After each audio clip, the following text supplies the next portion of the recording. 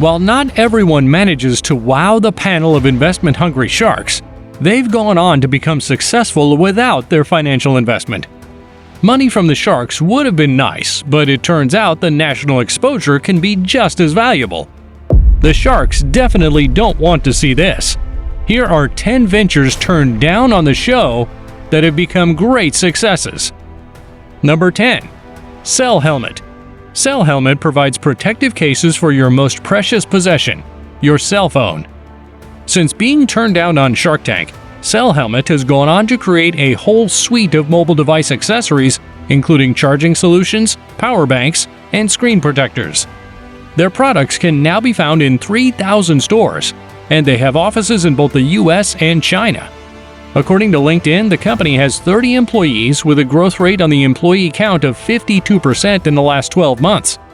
Sites like Owler estimate its revenue to be $3.4 million annually. Number 9. Chef Big Shake. Showcasing his famous shrimp burgers on Shark Tank didn't land Chef Big Shake an offer. It did create a mountain of interest in his work in cooking. His episode on Shark Tank has now been aired 100 times. That turned into appearances on QVC, Martha Stewart Radio, Man vs. Food, CBS Sunday Mornings, and Access Hollywood.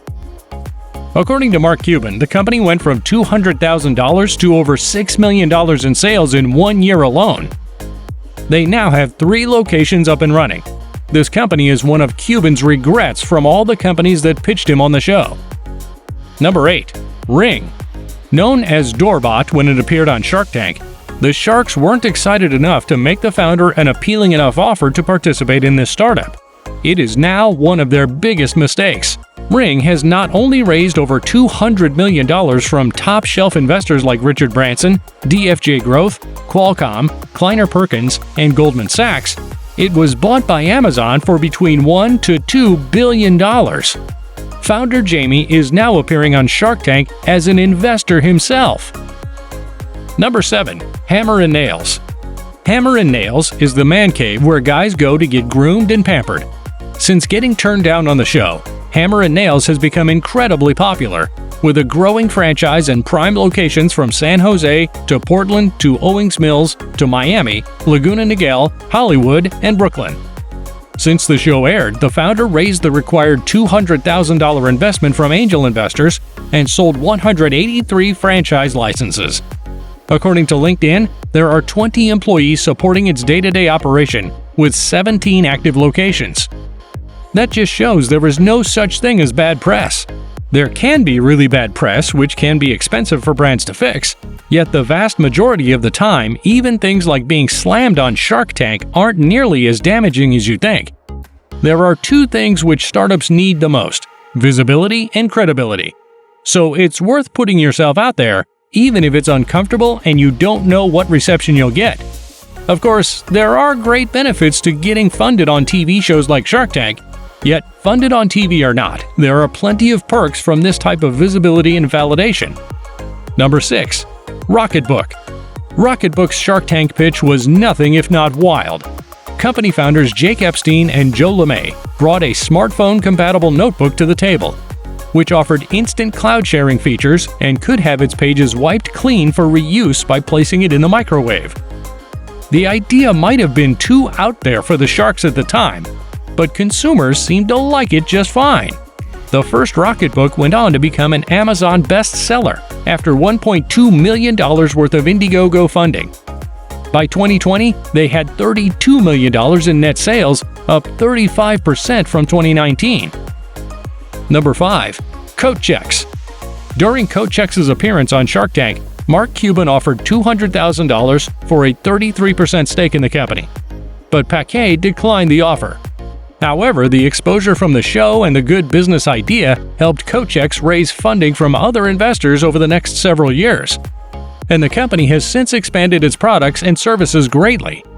The rapid expansion led Coat Checks to change its name to Chexology, which now provides fully custom personal item checking kiosks and services for many types of businesses and special events.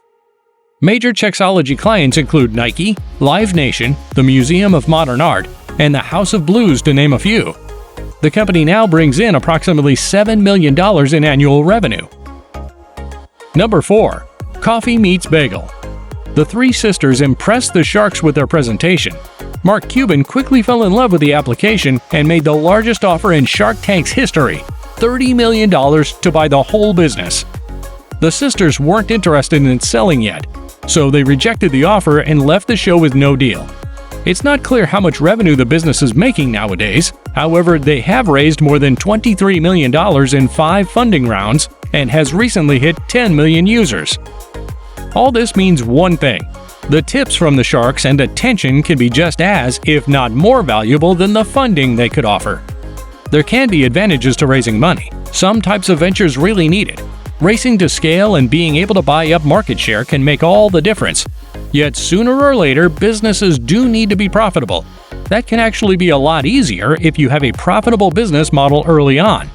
Then you can choose to bootstrap to have the ability to negotiate funding terms from a power position, like the next one who came twice to Shark Tank.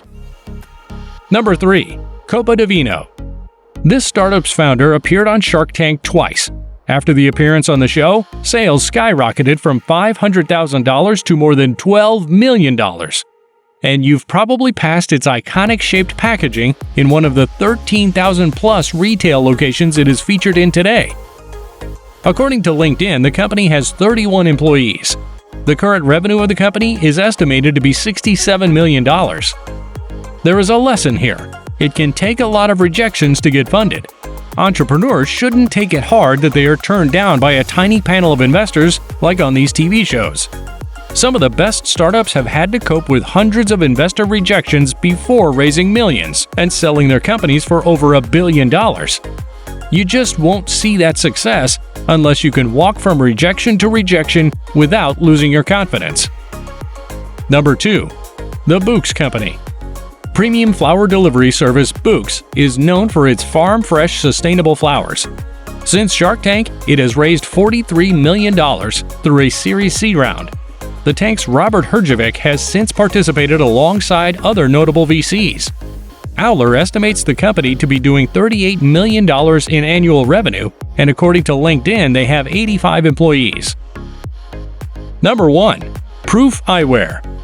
The Dame brothers came into Shark Tank having already made an impressive $433,000 in sales of their sustainable glasses made from recycled materials such as plant-based plastics and old skateboard decks. Kevin O'Leary was impressed with their business and made an offer of $150,000, but for a 25% stake and a $2.50 royalty payment on every pair of glasses sold until his investment was repaid, after which the royalty payments would go down to $1. Robert Herjavec then offered the brothers the same deal but minus the royalties. After some deliberation, the brothers returned with a counteroffer of 20% equity for $200,000. But none of the sharks took the offer, and Proof Eyewear's founders walked away without a deal. After the episode aired, the company tripled its sales according to an interview with the founder. In 2016, they were projecting $1.6 million in sales, with presence in 600 stores in the US and 200 other stores across 200 countries.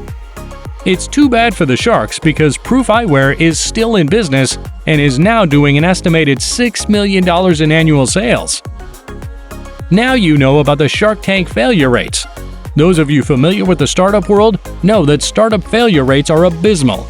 2019 figures show approximately 11 out of 12 true startups fail, although failure rates are lower for non-innovative new businesses. The failure rates of Shark Tank participants, however, are significantly lower. In the last few seasons, 5 to 9, only 6% of the participants are out of business, and only 20% aren't making a profit, but are still operating. We could therefore say that Shark Tank's success rate is around 94%. This means that failure for Shark Tank participants is the exception rather than the rule, as it is for most startups. Moreover, the low failure rate supports the claim that the appearance on Shark Tank itself is very valuable for new business, especially one selling consumer products.